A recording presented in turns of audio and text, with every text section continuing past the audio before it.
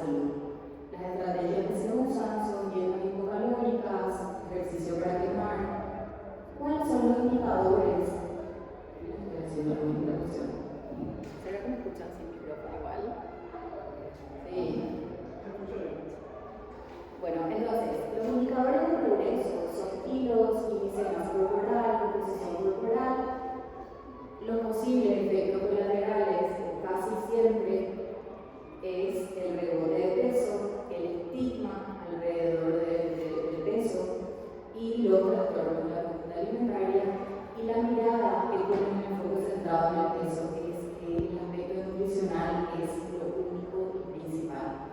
¿Sí? Yo voy a para acá y voy a hablar fuerte. ¿Sí? Yo me escucho en eco. ¿O prefieren que prenda? Bueno, dale.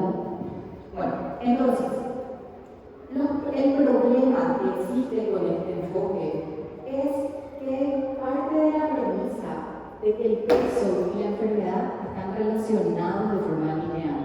Lo que dice el enfoque centrado en el peso es que a mayor peso, peor salud.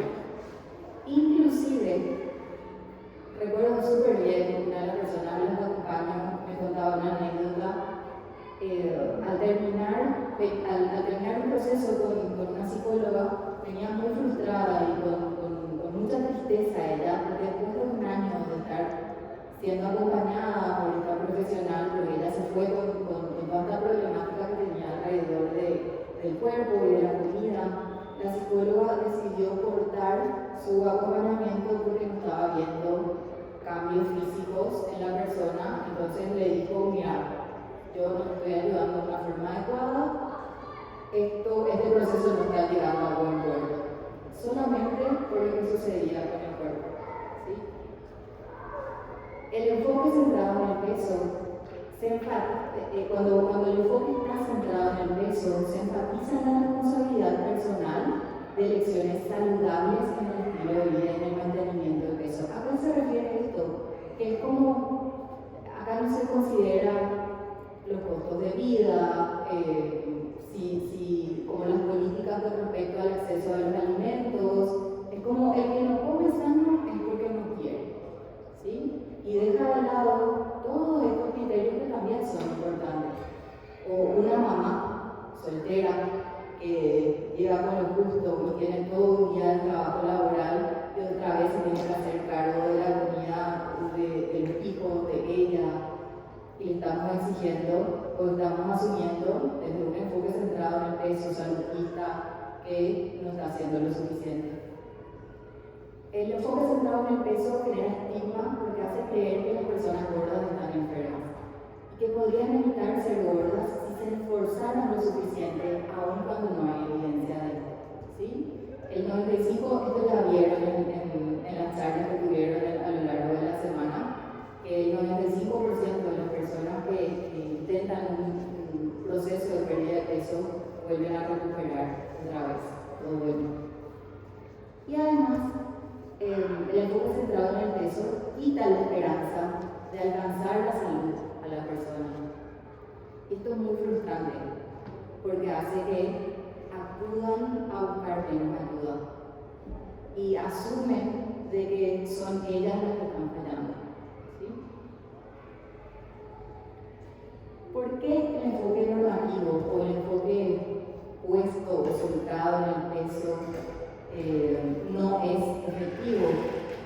Por la ineficiencia de las intervenciones de pérdida de peso, por lo que decíamos recién, sumado a los efectos negativos de los ciclos de dietas, y en esos intentos de descenso, de pérdida de peso y de recuperación, hay un desgaste enorme en cuanto a la autoestima, a la valía, a la capacidad de la persona, y porque como algo tan fácil como comer bien, no estoy pudiendo ejecutar. ¿Sí? Y categóricamente no es algo tan sencillo como cerrar la boca y comer menos, es algo mucho más complejo que eso. Los riesgos de desarrollar trastornos de la conducta alimentaria son altísimos desde un enfoque centrado en el peso y, por supuesto, también aumenta el estigma de peso. ¿Qué es lo que ocurre desde este enfoque?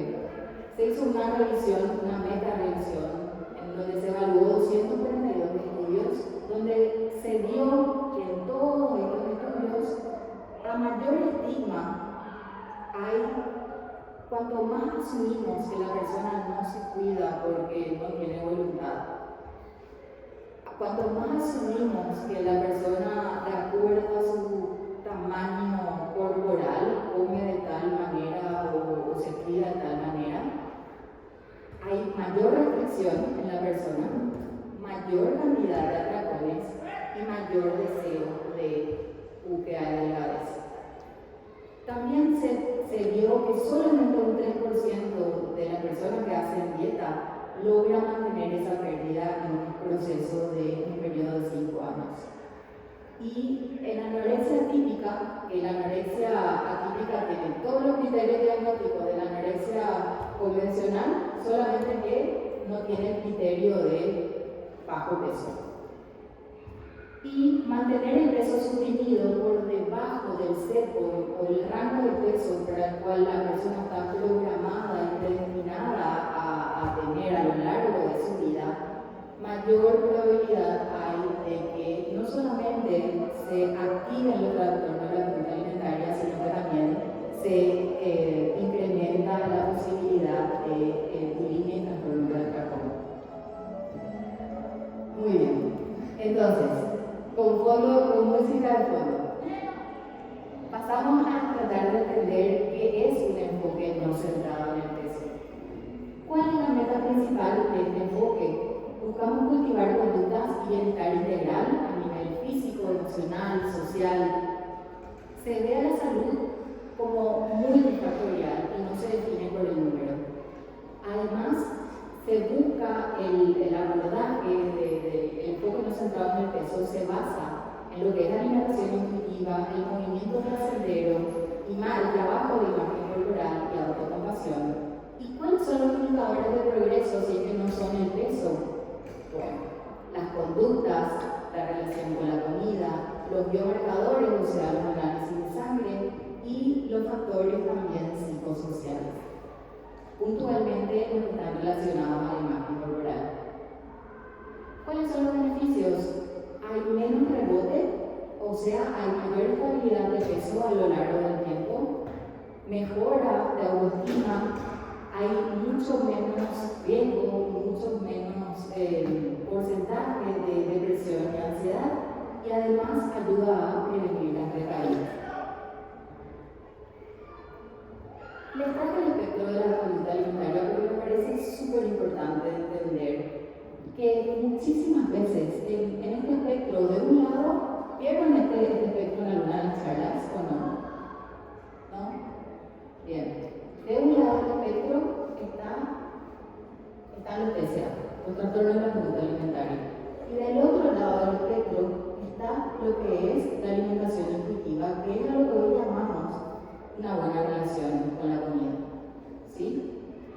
Y en el medio del espectro están todas las conductas alimentarias desordenadas o alteradas, y muchas de ellas son esta lista de ítems que les di al principio, ¿sí? Y que está restringida, ignorando sensaciones de hambre, entonces como no llegó todavía a las 12 del mediodía, no puedo comer, o no pasó ni una hora y todavía no puedo comer, tiene que pasar X cantidad de horas, ¿sí? Eso es una supresión del hambre, o ignorar sensaciones de hambre y saciedad. Dentro de esa lista de conductas alimentarias alteradas están las reglas y comportamientos estrictos. Por ejemplo, puedo comer chocolate, pero hasta 120 calorías. Los martes voy a comer dulce, el sábado sí. Si es que mi plato no tiene verduras, entonces estoy comiendo mal. ¿Sí? Las elecciones de alimentos influenciados en base al peso o como lujo, entonces todo el tiempo estoy pensando cómo el impacto que va a tener en mi cuerpo. Esto me va a ahorrar o me va a adelgazar. Como una relación constante entre lo que como y el impacto que tiene en mi cuerpo. Etiquetar alimentos buenos o malos, atracones, sentimientos de culpa y vergüenza, fluctuaciones en el peso. Imagínense que una persona que está en esta parte del espectro consulta con una nutricionista porque quiere comer mejor, porque no se siente a gusto con su cuerpo y quiere lograr una mejor versión, como escuchamos o leemos en todas las redes sociales. y sale de ahí con un plan de alimentación. Lo más probable es que esa persona pase de acá a acá. O inclusive, si la persona no tenía absolutamente nada, empiece a estar en esta parte del espectro. ¿Sí? Y acá les quiero contar una anécdota a nivel personal, que fue como para mí el puntapié. Yo les dije al principio que soy la profesional que necesité en mi adolescencia. Y recuerdo súper bien la primera consulta nutricional que yo tuve porque me sentía gorda y quería comer mejor. Entonces el nutricionista me mide todos los pliegues, me dice el porcentaje de grasa, todo lo que tengo que bajar de peso. Yo pesaba 51 kilos en ese entonces y tenía 16 años.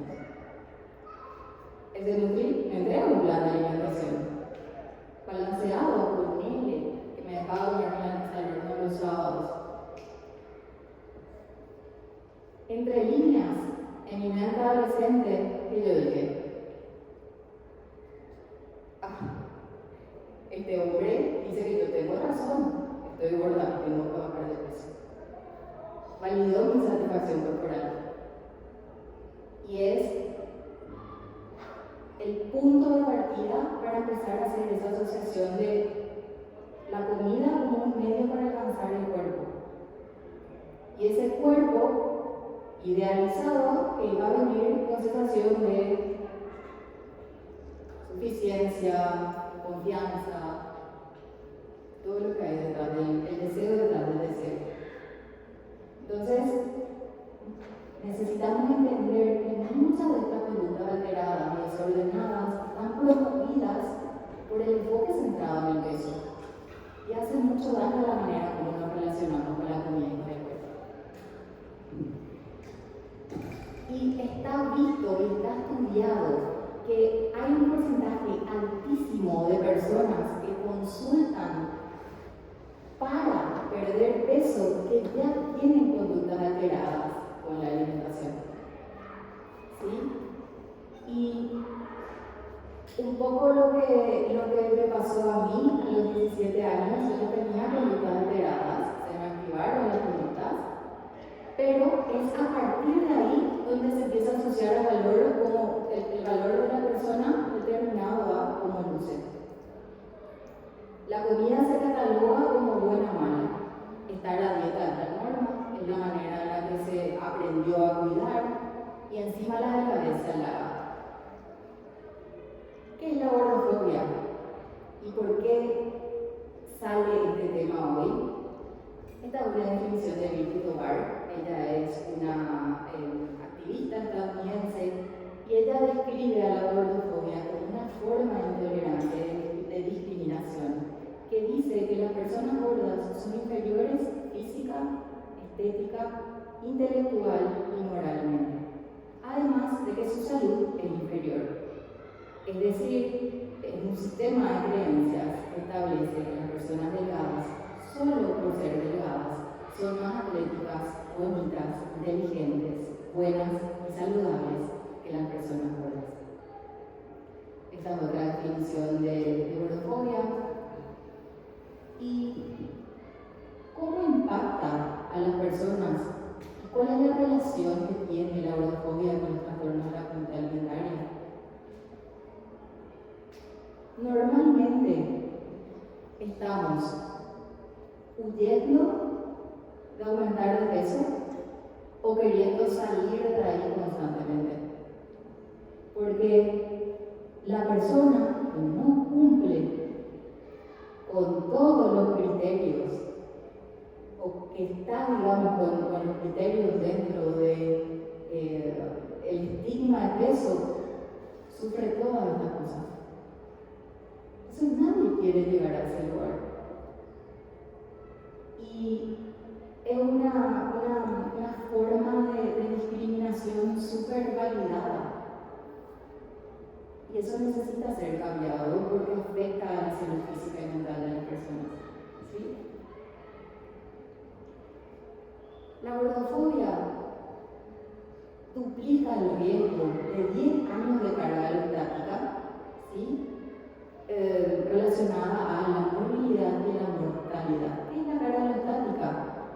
Es un término que se usa para describir la desregulación fisiológica multisistémica, o sea, básicamente el funcionamiento, ¿sí? de cómo funciona nuestro cuerpo a través del metabolismo de la glucosa, la inflamación, el metabolismo de los lípidos.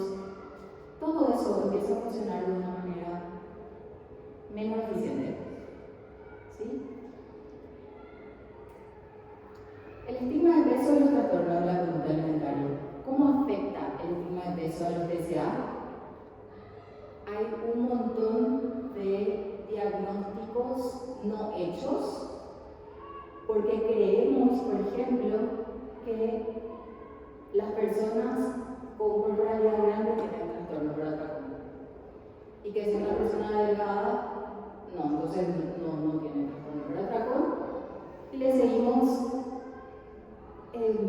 recomendando un buen estilo de vida y que coma saludable. ¿Sí?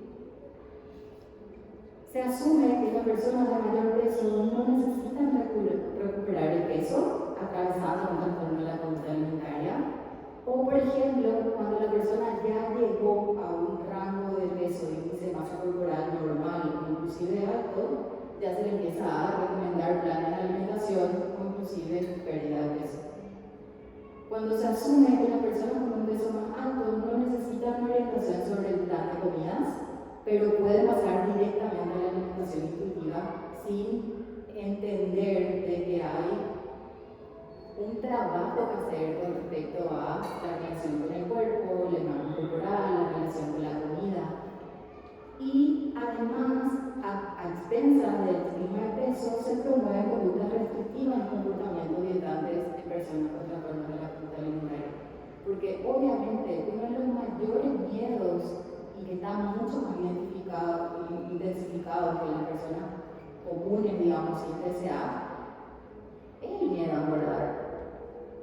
Y los profesionales que no entienden del daño o que están centrados en el peso, cuando la persona te dice yo no quiero subir de peso, o hasta qué peso voy a subir, y esto ha pasado, de por ahí la nutri le dice no te preocupes, vas a subir de peso solo hasta donde vos quieras, o sea, solo hasta un rango de peso sano.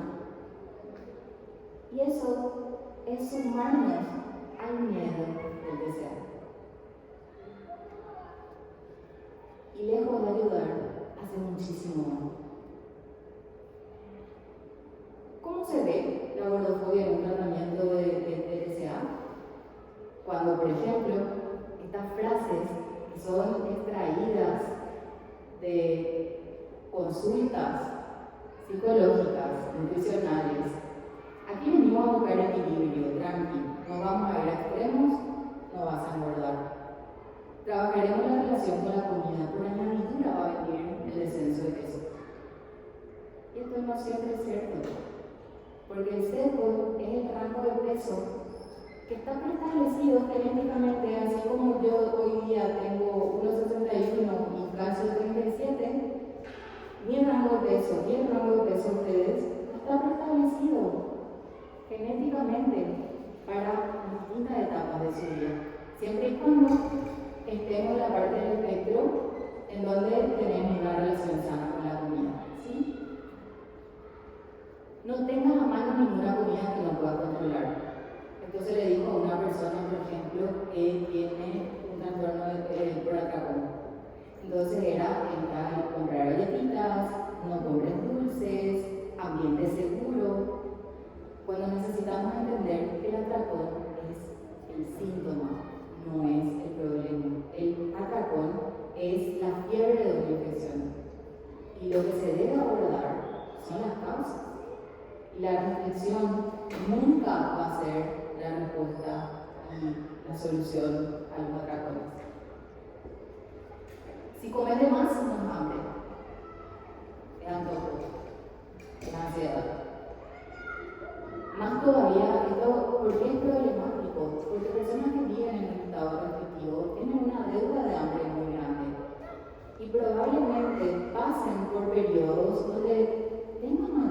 evolución, donde pueden haber episodios de atracones.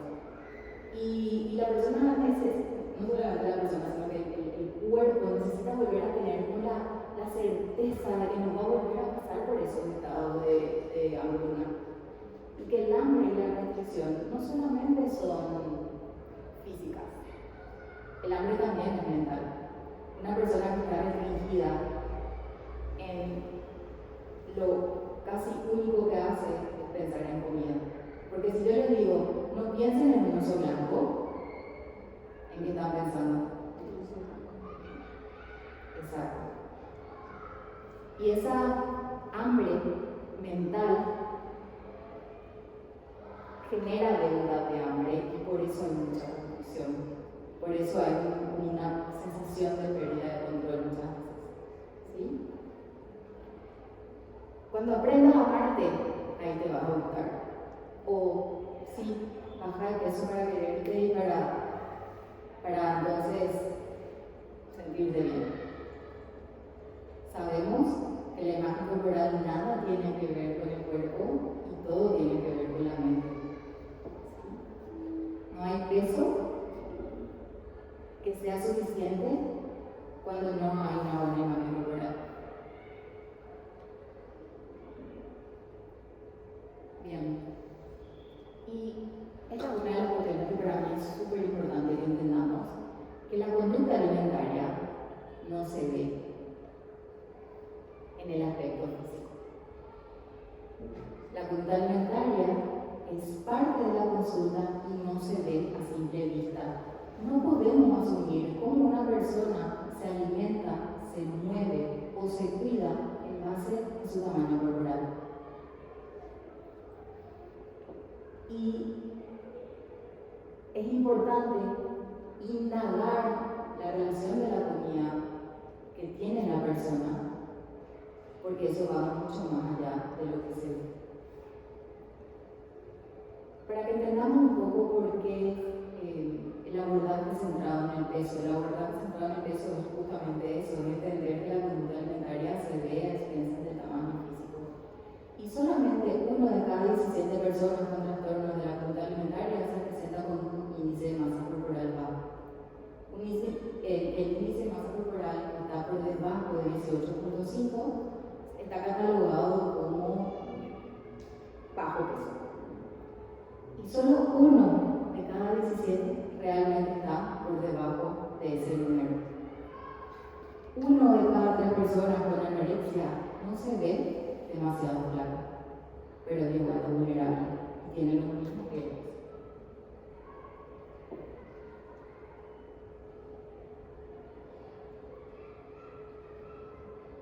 Esto narraba una mamá que hablaba que su hija, estando en el peso más bajo, tenía 29.1 de índice de masa corporal.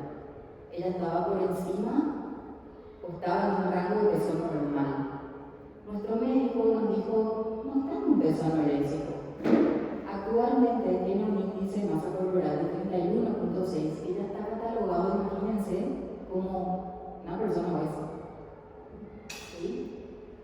Sentimos que finalmente estaba empezando a cambiar su forma de pensar cuando tenía un índice de masa corporal de 29.5. ¿Qué significa esto? Si es que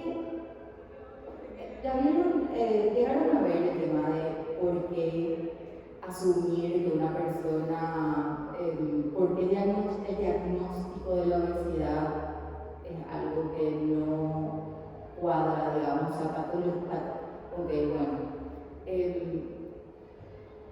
El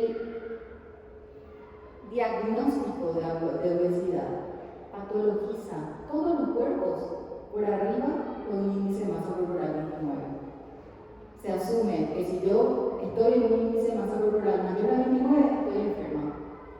Y la solución es la pérdida de peso.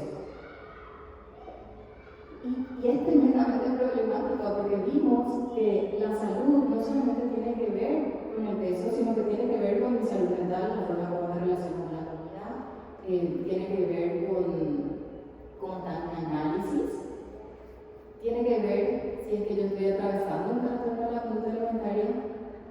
Y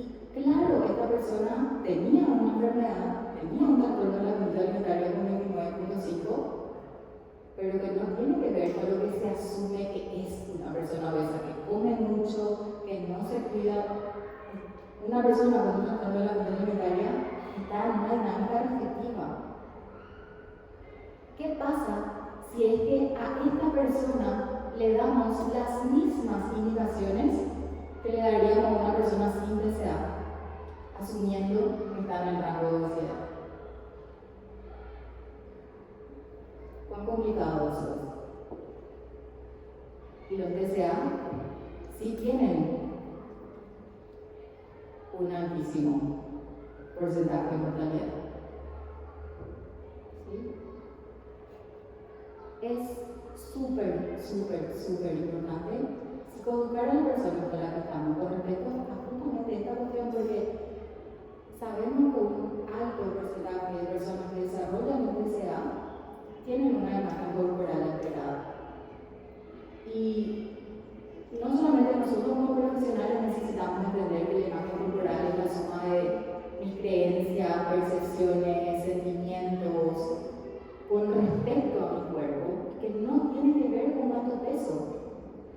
Y si yo uso a la comida como una forma de alcanzar ese cuerpo y llego inclusive a ese peso y sigue sin ser suficiente, el problema va a seguir persistiendo. Entonces necesitamos psicoeducar acerca de lo que realmente es la imagen corporal, trabajar para que la persona tenga una imagen corporal. Necesitamos entender y necesitamos ayudarle a entender a la persona qué significa tener una mala imagen corporal. Además, cuanto más tener una imagen corporal, yo siempre les grafico a las personas a las que acompaño, que es como tener ¿vieron esos espejos lupa que te miras de cerca y te ves cada poro de la piel? Bueno, una persona que tiene una imagen corporal alterada es como que tenga ese espejo así pasando por el cuerpo de arriba abajo 24/7. Está distorsionado porque está demasiado pegado ese espejo a mí. Y el objetivo para trabajar la imagen corporal tiene que ver con hacer un zoom out. Claro que si yo tengo un grano acá y estoy acá, va a ser súper molesto y va a ser como un pequeño vea. En cambio, si es que yo alejo el espejo, el grano va a seguir estando, pero yo voy a tener una perspectiva mucho más amplia. Y eso impacta positivamente en cómo vivimos con respecto a nuestro cuerpo. Bueno, y aparte, necesitamos entender nosotros que el set point, entender sobre diversidad corporal. Hay personas que van a ser naturalmente delgadas, hay personas que van a ser naturalmente mayores. Yo les explico a los niños en la consulta que así como está la jirafa, también está el hipopótamo y está el ratón. Los árboles, en la naturaleza, la diversidad es algo real que también existe en las personas. ¿Sí? Solamente un 3 o un 5% de la población mundial cumple con ese estándar de delgadez asumido como bueno. El resto no va a entrar. ¿Sí? Y quiero cerrar con esto. Cuando dejamos de usar a la balanza como brújula, ganamos un mapa mucho más completo del ser humano que tratamos. Vos elegís qué brújula querés usar en tu práctica.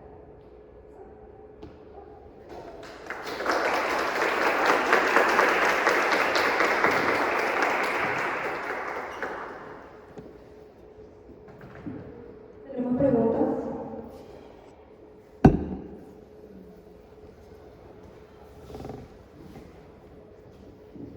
Todo más que claro.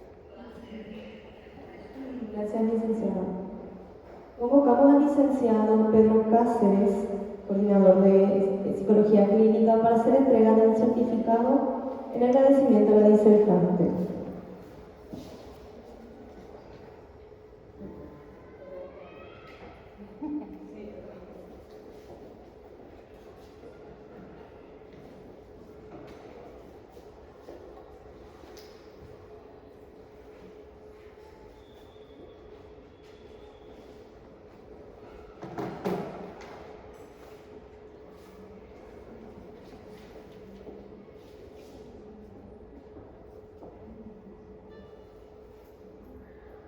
Certificado otorgado a la licenciada Adriana Vargas. Se deja constancia de que ha participado como disertante en el marco del proyecto de extensión universitaria No es por la comida, Semana de concientización de los trastornos de la conducta alimentaria, realizado del 2 al 6 de julio de 2025 en la Facultad de Filosofía, Universidad Nacional de Asunción.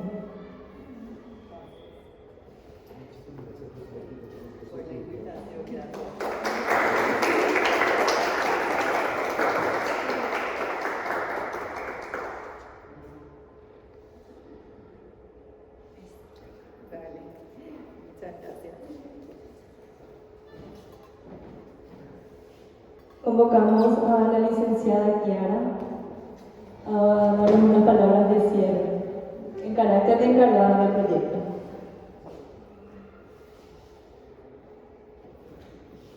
Gracias a todos. Bueno, quiero agradecerle a todo el equipo por hacer posible esto, porque realmente cuando yo presenté este proyecto tenía muchísimo miedo de que no se pueda dar, porque esto es un trabajo en conjunto.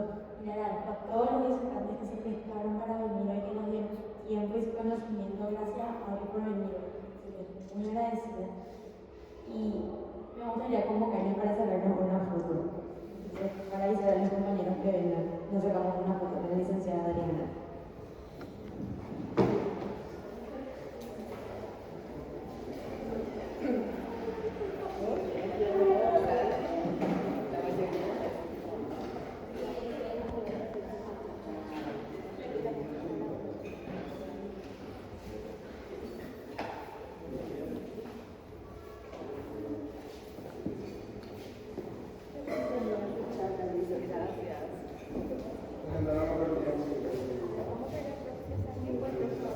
Pero